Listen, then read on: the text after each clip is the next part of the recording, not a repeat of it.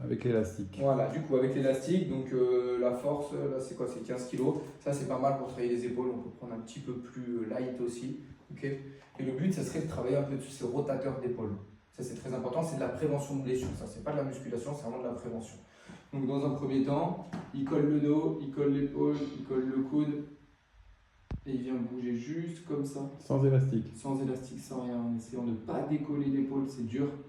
Et d'aller chercher de l'amplitude maximale. D'un côté et de l'autre, évidemment. Et puis après, il peut se caler un élastique. Bon, je ne peux pas trop le faire, mais imaginons que l'élastique est accroché ici, Ouais. donc de face.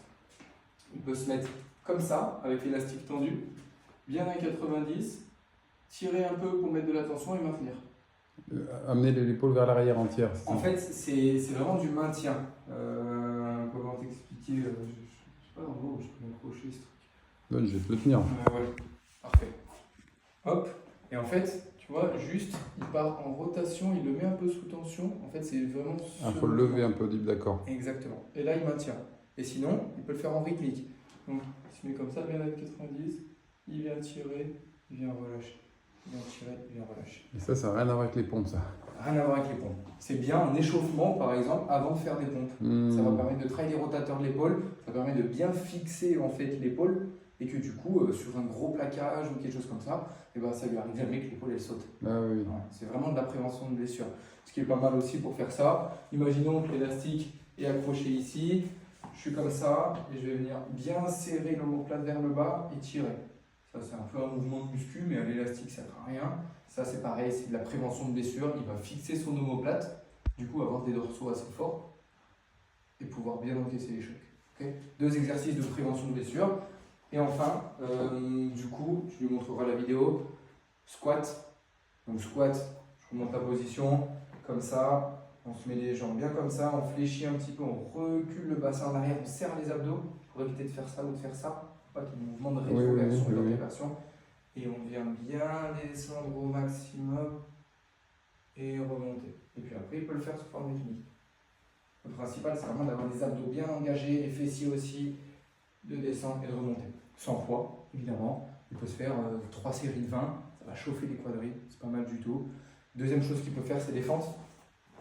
Donc fente, pareil, on se met comme ça, on vient baisser et on remonte. Soit il fait comme ça, soit il le fait en marchant. Ah oui. Il peut se faire des petites longueurs comme ça. Ok, il se met droit, il se fait 10 mètres, il se fait 4-5 allers-retours, ça va travailler les cannes. Les pompes, il peut continuer, ça sert à rien de faire 300 pompes, ok, 100 pompes, c'est déjà super. En variant un petit peu les inclinaisons Oui, ça, il a la machine. avec la planche, ça c'est très bien, ok, en pensant bien à fixer les omoplates sur les pompes, ça c'est le plus important. Une pompe, c'est pas ça. Hein. Quand on fait une pompe, c'est pas ça. Je vais essayer de montrer la différence entre. Là, je vais pas fixer les omoplates. Ah oui, oui, oui. Là, ça se balade. Non, c'est. Je fixe les omoplates, je descends. Et je remonte en poussant bien dans le sol. Les omoplates, elles se baladent pas. Faut vraiment. En fait, il faut essayer de serrer les omoplates l'une par rapport à l'autre pour faire des bonnes pompes et être bien guidé. Voilà. Petit tips. Et puis après, il travaille du coup en squat, en fente, il peut faire des sauts, il peut faire plein de choses. C'est intéressant aussi de travailler l'explosivité.